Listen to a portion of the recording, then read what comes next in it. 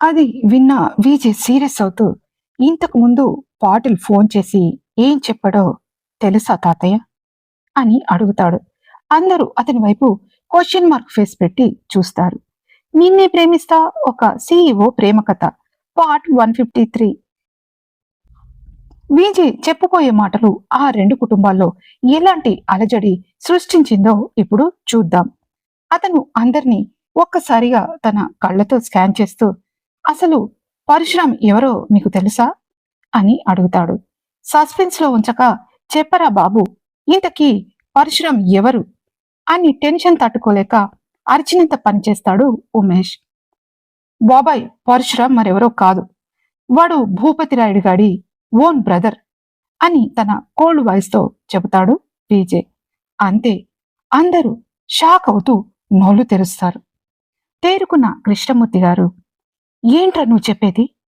పరశురాం ఆ భూపతికి స్వయాన తమ్ముడా అని ఆశ్చర్యంగా అడుగుతారు.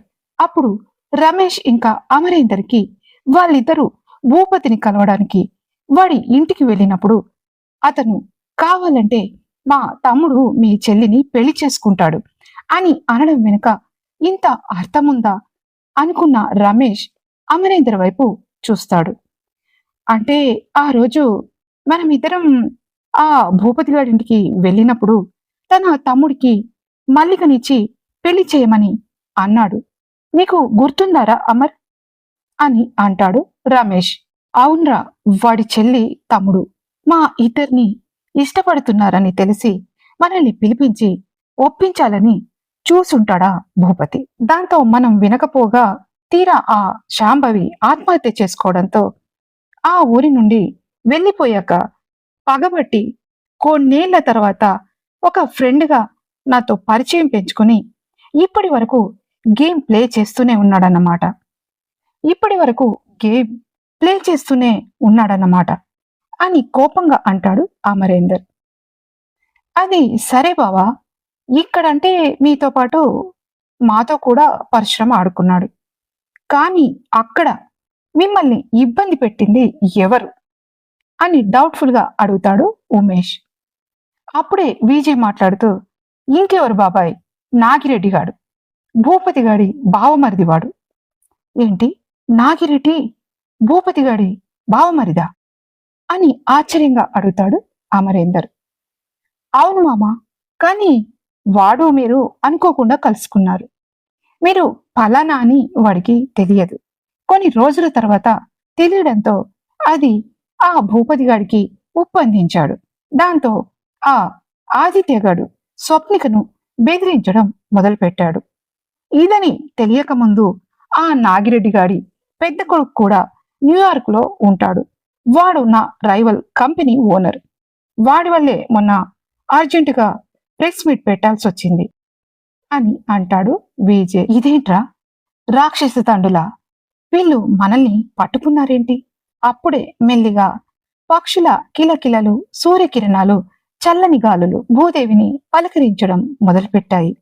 చాలాసేపటి నుండి అందరూ కూర్చుని ఉండటం వల్ల పెద్దవాడైన కృష్ణమూర్తి గారికి రెస్ట్ ఇస్తే బాగుండని అనుకున్న విజయ్, తాత, నాన్న, మీరందరూ కొద్దిసేపు రెస్ట్ తీసుకోండి, మళ్ళీ సాయంత్రం పార్టీ ఉంది కదా అని అంటాడు. అక్కడే ఆవలింతలు తీస్తూ కునికిపాట్లు పడుతున్న సింధుని చూసిన కృష్ణమూర్తి గారు, సింధు, నేను మహేష్ బావ ఈ రోజు నీ గదిలో పడుకుంటాం అని అన్న ఆయన అమరేందర్ దగ్గరికి వెళ్ళి అతని చేతులు పట్టుకుంటాడు. అమర్, నా రూంలో మల్లిక ఉంది, నువ్వు వెళ్ళి దానితో మాట్లాడు. మేము అనుభవించింది వేరే విషయం, కానీ ఇష్టపడి పెళ్లి చేసుకున్న మిమ్మల్ని ఈ దూరం బాగానే ఇబ్బంది పెట్టుంటుంది. అది అనుభవించిన బాధ వర్ణనాతీతం బాబు. ఇన్ని రోజులు పడ్డ దాని బాధలు మర్చిపోయేలా నా కూతురుతో మాట్లాడు అని అన్న కృష్ణమూర్తి గారు, రమేష్, రవలి, ఒక్క మనిషి వల్ల మనం ఎన్నో కోల్పోయాం. అందులో ఎవరి తప్పు లేదు. పోయిన కాలం ఎలాగో వెనక్కి రాదు. కనీసం ఇకనైనా మీరు గొడవలు లేకుండా సంతోషంగా ఉండండి అని వాళ్ళకు కూడా నచ్చజెప్పి మొత్తానికి నా మనవడు మనవరాలి పుణ్యమా అని నా కూతురు కొడుకుల కుటుంబాలు ఒక్కటయ్యాయి. ఇక చాలు, ఇది చూడకుండానే పోతానేమోనని భయపడ్డాను నేను. పదరా మహి, మనం వెళ్ళి కొద్దిసేపు రెస్ట్ తీసుకుందాం అని అక్కడి నుంచి మెల్లిగా సింధుతో పాటు కలిసి వెళ్ళిపోతారు కృష్ణమూర్తి గారు. ఇక్కడ ఆదిత్య తన గదిలో సోఫాపై కాలు మీద కాలు వేసుకుని చేతిలో ఉన్న ట్యాబ్ లో డాలీతో దిగిన ఫొటోస్ ఇంకా వీడియోస్ చూస్తూ వికృతంగా నవ్వుతుంటాడు. అతనికి ఈ రోజు రాత్రి ఎప్పుడవుతుందా అని ఆతృతగా ఉంది. పక్కనే తన తండ్రి భూపతి విలాసవంతమైన కుర్చీలో కూర్చుని సిగార్ తాగుతున్నాడు. అతని అరమూడుపు కళ్ళల్లో క్రోధపు ఛాయలు ఇంకా అలాగే ఉన్నాయి. చూసావా డాడ్, ఈ వీడియోలు ఇప్పుడు నా దగ్గర ఉన్న బ్రహ్మాస్త్రం, స్వప్నిక రూపంలో ఉన్న ఈ డాలీతో నేను గడిపిన ప్రతి క్షణం ఇందులో ఉంది. ఇవి బయటపడితే విజయ్ పరువు బజార్లో పడుతుంది. తన పెళ్ళాం ఇంకొకటితో ఉందన్న వార్త వాడిని సజీవ దహనం చేస్తుంది అని వికృతంగా నవ్వుతాడు ఆదిత్య. కానీ ఆదిత్య, ఆ రమేషే అంటే వాడిని మించినోడు ఈ విజయ్ గాడు. వీడు మామూలోడు కాదు. వాడు దెబ్బతిన్న పుల్లిలా విరుచుకు పడతాడేమో. మనం అనుకున్నది జరుగుతుందంటావా అని సిగార్ పొగ వదులుతూ అడుగుతాడు భూపతిరాయుడు. జరిగి తీరాలి డాడ్. విజయ్కి తన కంపెనీ కంటే, తన పరువు కంటే ఆ స్వప్నిక అంటేనే పిచ్చి. అందుకే ఇప్పుడు నేను వాడికి ఓ కండిషన్ పెట్టాను. ఈ వీడియోలు డిలీట్ చేయాలంటే అసలైన స్వప్నికను నా దగ్గరికి పంపాలని.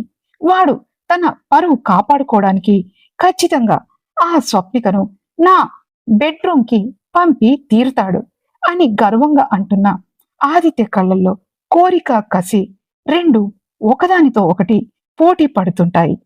వాడు గర్వంతో విర్రవీగే ఆ విజయ్ గాడు రేపు తన భార్యను నా దగ్గరికి పంపి గేటు బయట కాపలా కాస్తుంటే చూడాలనుంది డాడ్.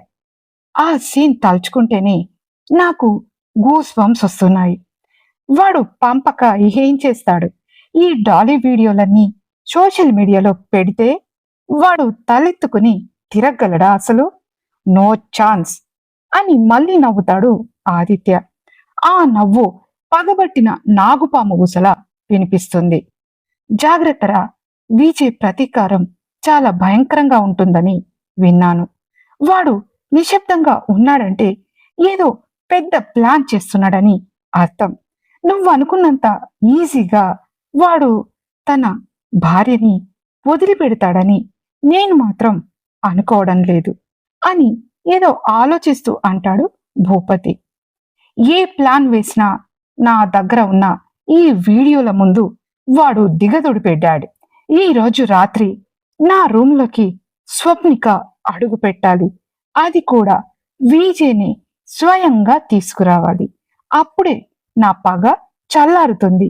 ఆ విజయ్ గాడి సామ్రాజ్యం నా కాళ్ళ కింద నలిగిపోవాలి అని తన ఎదురుగా ఉన్న టేబుల్ మీద బలంగా కొడుతూ అంటాడు ఆదిత్య.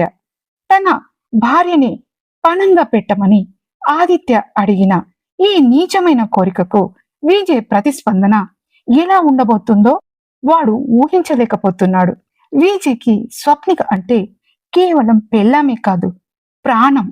ఆ ప్రాణాన్ని తాకాలని చూస్తున్న ఆదిత్యకు మృత్యువు ఏ రూపంలో వస్తుందో తెలియడం లేదు.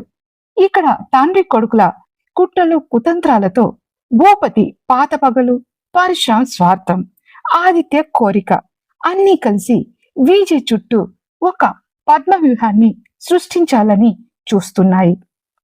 భూపతి చేతిలోని సిగార్ నుండి వెలువడే పొగ ఆ గదిని కమ్మిస్తుంది. ఆ పొగలోనే తన చెల్లి శాంభవి చితిమంటలు కనిపిస్తున్నట్టు అతని కళ్ళు ఎర్రబారాయి. అవును ఆదిత్య, ఆ అమరేందర్ గాడు శాంభవి ప్రేమను కాదన్నాడు. నా చెల్లి ప్రాణాలు తీసుకునేలా చేశాడు. ఇప్పుడు వాడు ప్రాణంగా చూసుకునే ఆ స్వప్నిక తన భర్తకి మొహం చూపించలేక అవమానంతో ఆత్మహత్య చేసుకుని చావాలి. అప్పుడే నా శాంభవి ఆత్మకు శాంతి, నా పగకు ఉపశమనం అని పళ్ళు కొరుకుతూ భయంకరంగా నవ్వుతాడు భూపతి. సరిగ్గా అప్పుడే పరశురాం తన కూతురు లాస్యాను తీసుకుని ఆ రూమ్ లోపలికి ఎంటర్ అవుతాడు. పరశురాం ముఖంలో ఒక వికృతమైన గెలుపు కనిపిస్తుంది. అన్నయ్య, పగ తీర్చుకోవడానికి ఇంతకు మించి ఒక మంచి మార్గం ఇంకొకటి ఉంది. మన లాస్యకు ఆ విజయ్ అంటే ప్రాణం. వాడు ఎంత కాదన్నా వాడిని కట్టుకుంటానని పట్టుబడుతుంది అని నవ్వుతూ భూపతి వైపు తిరిగి తన అసలు వ్యూహాన్ని బయట పెడతాడు పరశురాం. మనం ఒకే దెబ్బకు 2 పిట్టలను కొడదాం. ఆదిత్య అడిగినట్టు ఆ వీడియోలు బయట పెట్టకుండా ఉండాలంటే ఆ స్వప్నికను ఆదిత్యకు అప్పగించాలి. అదే సమయంలో విజయ్ ఆ స్వప్నికను వదిలేశాడు కాబట్టి మన లాస్యను పెళ్లి చేసుకోవాలి.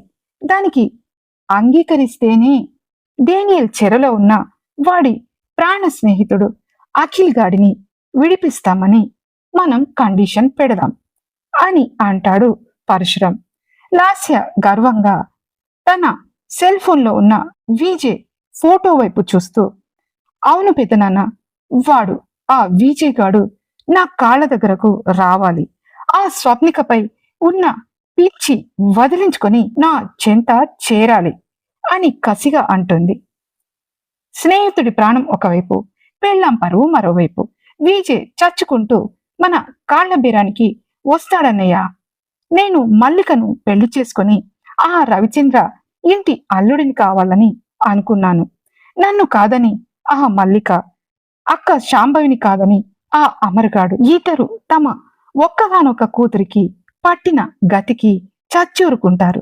అంతేకాదు, 100 కోట్ల సామ్రాజ్యానికి అధిపతి అయిన విజయ్కి పిల్లనిచ్చిన మామగా మన హోదా ఇండస్ట్రీలో ఎక్కడికో వెళ్తుంది అని కసిగా నవ్వుతూ అంటాడు పరశురాం. భూపతి, ఆదిత్య, పరశురాం ముగ్గురు కలిసి ఒక్కసారిగా క్రూరంగా నవ్వడంతో ఆ రూమ్ రీసౌండ్తో వణికిపోతుంది. విజయ్ని అన్ని వైపుల నుండి కట్టడి చేశామని, వాడు ఈ చక్రవ్యూహం నుండి బయట పడలేడని వాళ్ళు నమ్ముతున్నారు. కానీ వాళ్ళు ఎదుర్కొంటుంది ఒక సాధారణ వ్యక్తిని కాదు. తన భార్య గౌరవం కోసం, స్నేహితుడి ప్రాణం కోసం ఏకంగా మృత్యువుతోనే పోరాడే విజయ్ని అని వాళ్ళు తెలుసుకోలేకపోతున్నారు. ఇక్కడ రవిచంద్ర మ్యాన్షన్ లో విజయ్ బెడ్రూమ్ లో వాతావరణం చాలా భారంగా ఉంది. ఒకవైపు తన ప్రాణ స్నేహితుడు అఖిల్ మృత్యువుతో పోరాడుతున్నాడు. మరోవైపు తన సర్వస్వమైన స్వప్నిక గౌరవానికి ముప్పు పొంచి ఉంది. విజయ్ బెడ్ మీద వెనక్కి ఒరిగి కూర్చుని కళ్ళు మూసుకుని ఈ గడ్డు పరిస్థితుల్లో ఏ దారి వైపు వెళ్లాలో తెలియక మదన పడుతున్నాడు. అతని ముఖం గంభీరంగా ఉన్న లోపల ఒక మహా సంగ్రామమే జరుగుతుందని చెప్పాలి. అప్పుడే లోపలికి పాల గ్లాసుతో వస్తుంది స్వప్నిక.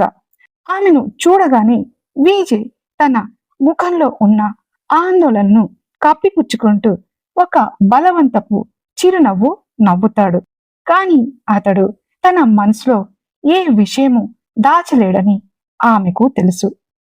స్వప్నిక ఆ గ్లాసును పక్కన పెట్టి నెమ్మదిగా అతని దగ్గరకు వెళ్ళి నిలబడుతుంది. విజయ్ తలెత్తి ఆమె వైపు చూస్తాడు. ఆమె కళ్ళల్లో అంతులేని ప్రేమ, ఒక విధమైన ధైర్యం కనిపిస్తున్నాయి. విజయ్ తన తలని ఆమె గుండెలకు ఆనించి ఆమె నడుము చుట్టూ తన బలమైన చేతులను వేసి గట్టిగా హత్తుకుంటాడు. ఆ కౌగిల్లో ఒక రకమైన ఆవేదన, ఒక ఆసరా కోరుకునే ఆరాటం ఉంటుంది. రేపు తీసుకోబోయే నిర్ణయం వల్ల ఏదైనా జరగరానిది జరిగి తామిద్దరూ ఒకరికొకరు దూరమైపోతామో అన్న భయం ఒక్కసారిగా ఇద్దరి మనసుల్లో వెల్లువెత్తుతుంది. ఆ ఆలోచన రాగానే స్వప్నిక శరీరం ఒక్కసారిగా వణుకుతుంది. ఆమె వణుకును గమనించిన విజయ్ తన పట్టును మరింత బిగించి ఆమెను తనలోకి ఇంకా హత్తుకుంటాడు.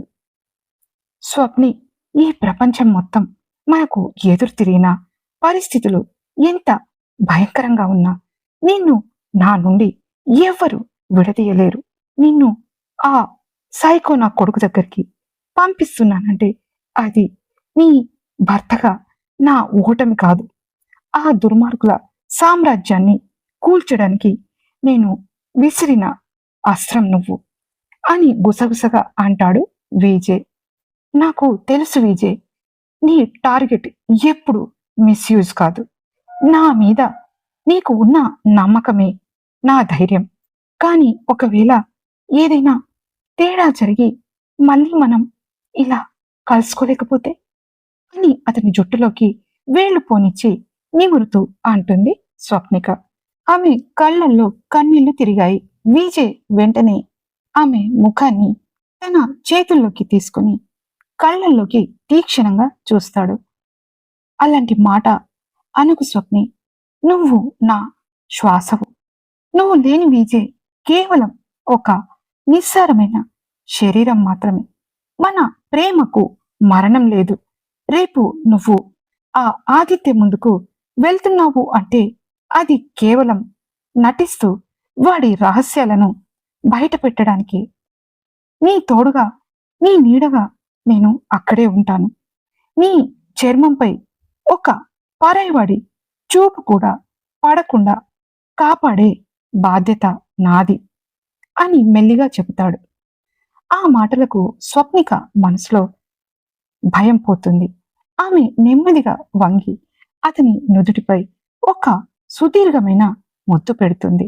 ఆ స్పర్శలో భరోసా ఉంది. విజయ్ ఆమెను తన ఒడిలోకి లాక్కుంటాడు. విజయ్, రేపటి పోరాటం ఎలా ఉన్నా ఈ రాత్రికి మాత్రం మనం కేవలం ఒకరికొకరం మాత్రమే. ఏ చింతలు, ఏ కుట్రలు మన మధ్యకు రాకూడదు విజయ్ అని నవ్వుతూ అంటుంది స్వప్నిక. చిరునవ్వుతో మెరుస్తున్న ఆమె పెదవులను ఒక్కసారిగా అందుకుంటాడు విజయ్. ఆ ముద్దులో విరహం ఉంది, ఆరాటం ఉంది. అంతకు మించి నువ్వు నా దానివి అని ఒక ఆత్మీయమైన హక్కు ఉంది. మంచులో తడిసిన మల్లె పువ్వుల స్వప్నిక అతని బాహువుల్లో వాలిపోతుంది. ఆమె కౌగిల్లో విజయ్ తన టెన్షన్లన్నీ మర్చిపోతాడు.